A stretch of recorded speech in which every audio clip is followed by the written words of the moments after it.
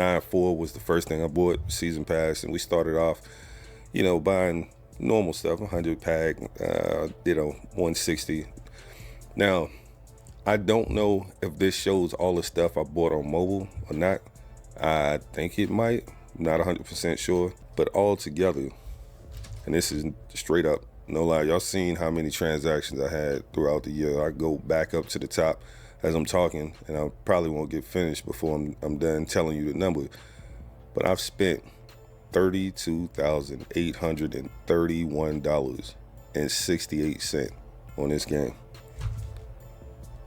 I'll say it again, $32,831.68. Every year, the same thing happens.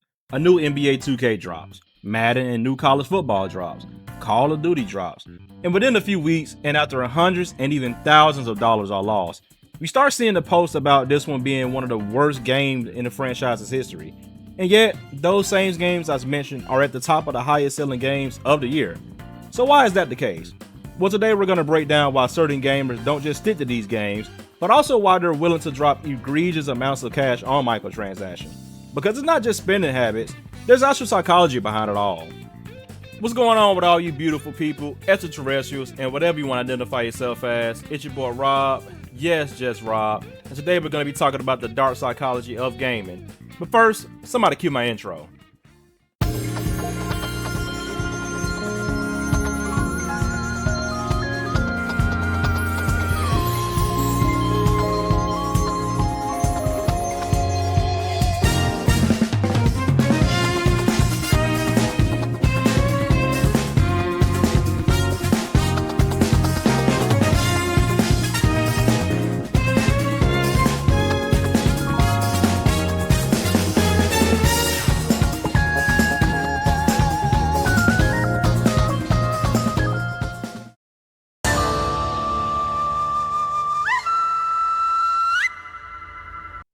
Gaming can be seen as a relationship.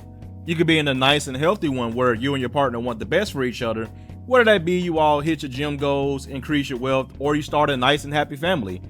Or you could be in a toxic and abusive one where by the time the relationship is over, no one is truly the same person that they once were. Most of the gamers in the topic of this vid is the latter, but what does a toxic relationship and something like a COD, 2K, or Fortnite player have in common that keeps them coming back?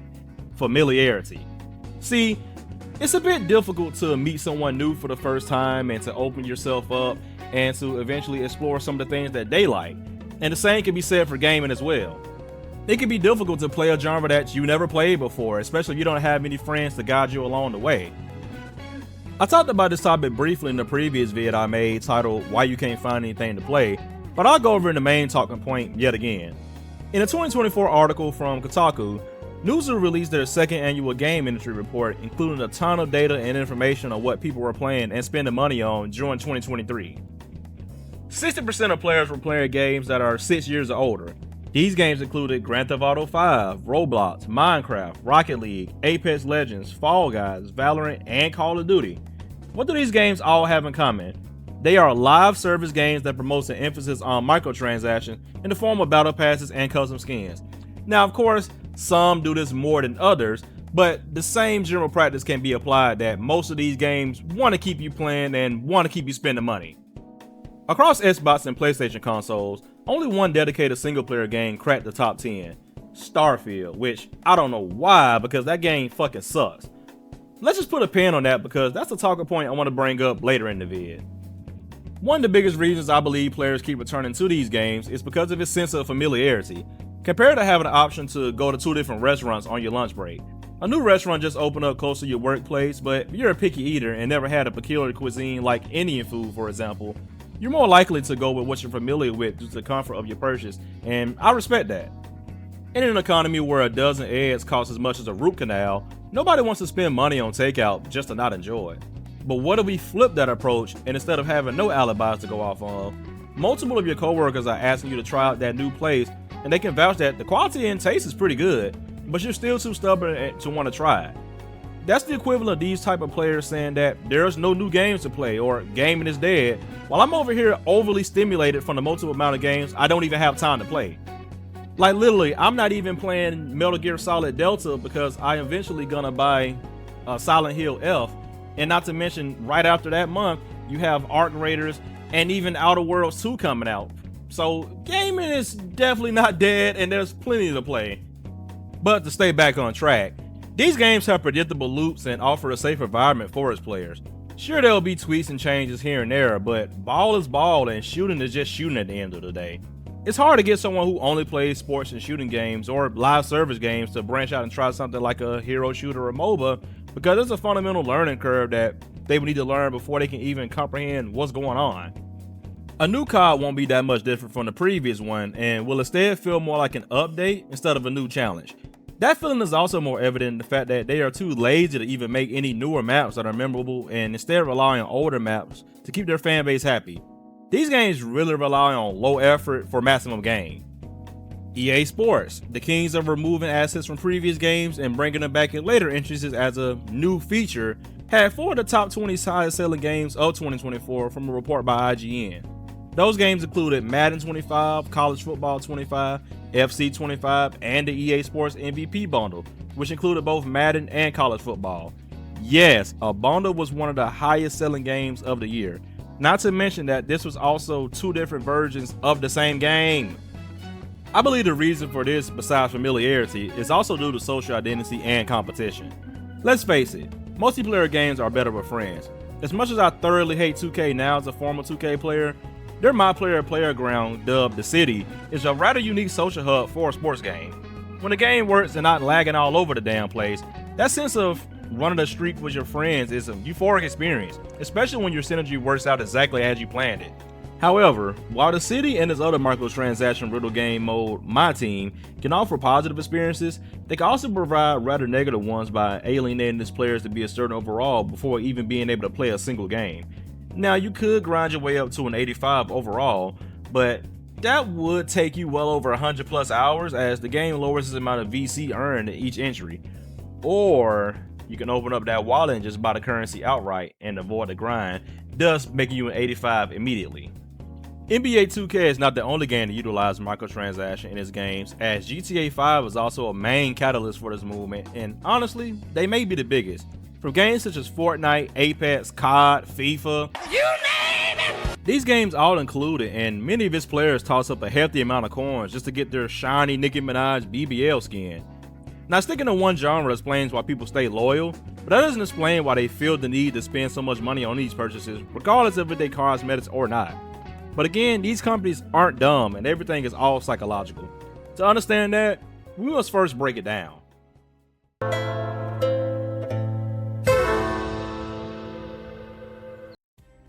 Corporations are smart, to say the least. As I mentioned before, these games will essentially slow down the free grind and make the purchase look like a shortcut instead of a cash grab. Psychologists call this a Skinner box, and it's basically the same system using slot machines and, in the sense of gaming, loot boxes. Once you win big and see the colors flashing and see that big buildup of anticipation that you wonder what type of items you receive, it wires your brain to want to keep spending. If you don't get anything instant from your loot box, your mind simply says, maybe I can buy a couple more. It's only $10, right? Then $10 turns to 20 and 20 turns to 40 and so on until you realize you spent well over $100. It doesn't have to be all in one sitting, by the way. In light of NBA 2K26 close to release at the time of this recording, and maybe my editor version of myself will put a note in there saying it's already released if that's the case.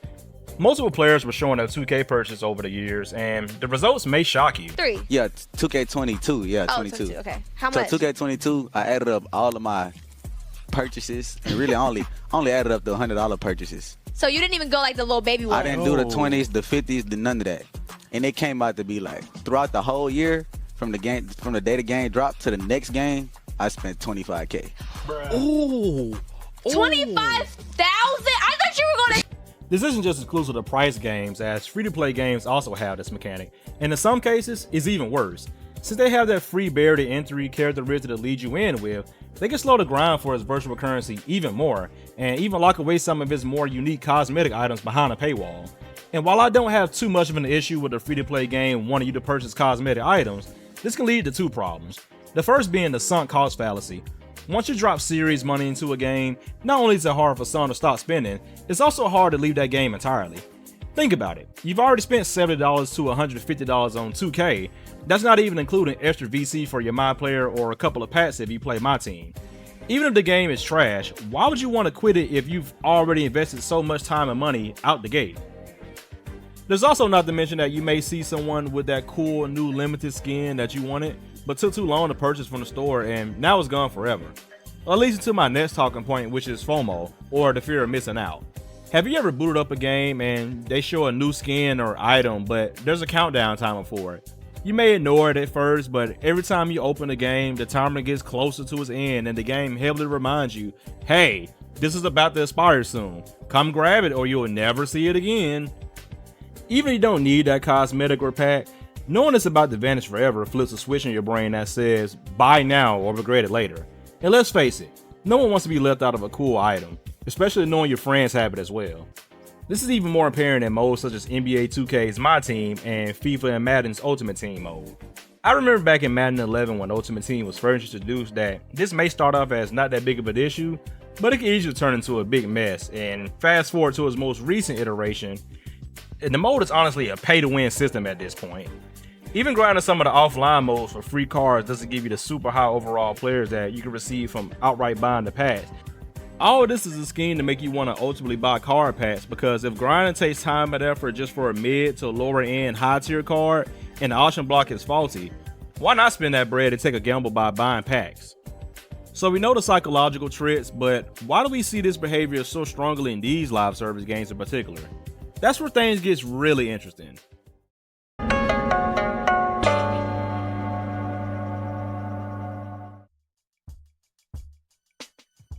Now, most games have some form of microtransactions, even more story-driven games which can offer custom skins, but none more than live service games, which are the perfect storm. Live service games, for those unfamiliar, are ongoing video games designed to provide a continuous stream of new content and updates rather than a single complete experience. This model focuses on player engagement and monetization over time rather than a one-time purchase by using regular updates, in-game events, and often battle passes or microtransactions to encourage long-term investments from players. Again, this is all a ploy to keep you playing the game overall. With the constant updates, new seasons, events, and content, it can make the players feel compelled to stay up to date with the changes and avoid missing out. And with battle passes throw in as well with those live service games, you're almost incentivized to keep playing so you don't miss out on rewards, and before you can realize it, you're trapped into the ecosystem. Double SP weekends, event rewards, progress bars, these are all visual cues that trigger in your brain that this is a limited time offer and I gotta get on it now. While you aren't necessarily gambling by buying any form of virtual currency or buying a battle pass, devs still use the same tactics being used in sports betting and casinos. For those that are responsible gamblers, how often do you get a notification from Prize Picks or Underdog promoting that there's a payout boost or even a protect play promo going on? You may not have initially thought about betting, but after seeing that noti, you're inclined to say, fuck it, I might as well give it a try. The same can be applied for these said games. Understanding these mechanics shows just how effective live service designs can be and why we ultimately see a trend for these games from these big AAA companies. Depending on who you ask, this can either be smart game design or a little manipulative, which brings us all to the ethical side of all this.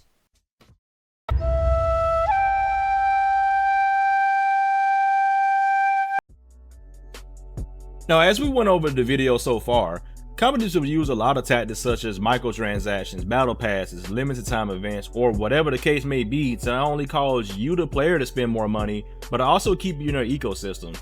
No matter how clever they are with their microtransaction designs, the ultimate decision to spend is in the player's hands.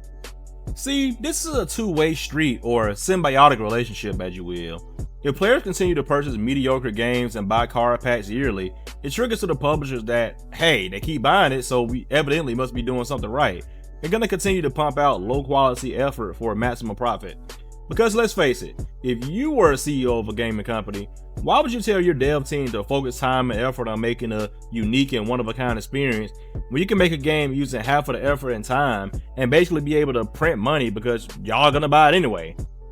And while Bethesda is personally on the hot seat for me after the mid-performance of Starfield, I absolutely love their game director Todd Howard's take on this topic. I think we all can agree that Skyrim was one of the greatest games of all time, and I've even highlighted briefly on one of my other earlier vids. But the amount of re-releases this game had in its life cycle was crazy, ranging from its 360 and PS3 versions to the PS4 and Xbox One, PC ports, Switch ports, and even VR. It was all starting to become a bit too much. They even jokingly hinted about playing the game on Amazon Echo.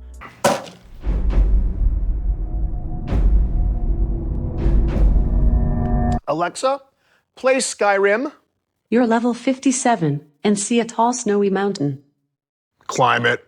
When asked about the re-releases in the 2018 article, Howard simply stated, millions of people every month still play Skyrim, and that's why we're gonna keep releasing it. If he wants to start releasing it, stop buying it. Even the most aggressive money-grabbing systems are always powerless if players choose not to feed them. One of the more notable examples of this was the situation between Disney's and EA's Star Wars Battlefront 2. Back in the release of Battlefront 2 in 2017, players in the beta discovered that Battlefront 2 progression was tied to loot crates, which contained gameplay affecting items called star cards. The crates could only be purchased with real money, leading to a pay-to-win setup that angered fans. The backlash exploded across social media and mainstream news, which critics compared the system to gambling, and some politicians even launched investigations.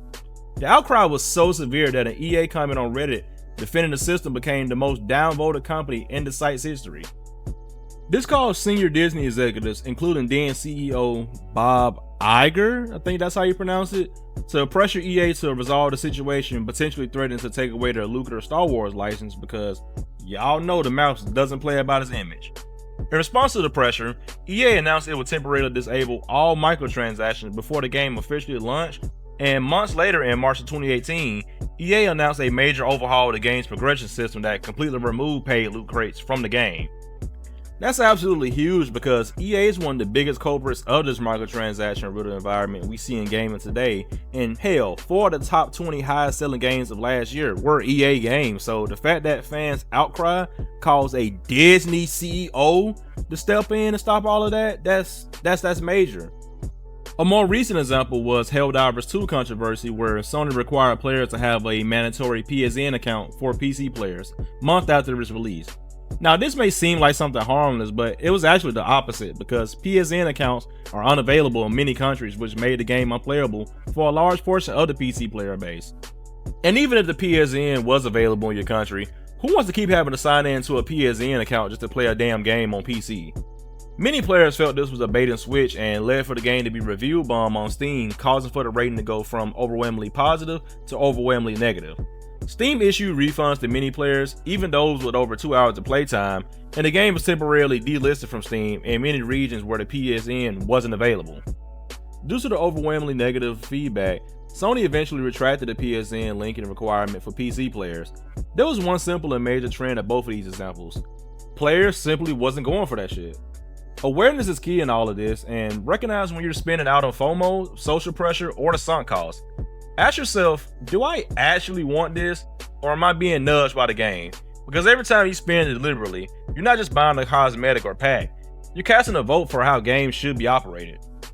And yes, while I understand if you're a basketball or football fan that the market for gaming is monopolized, you can still be smarter with how much money you spend.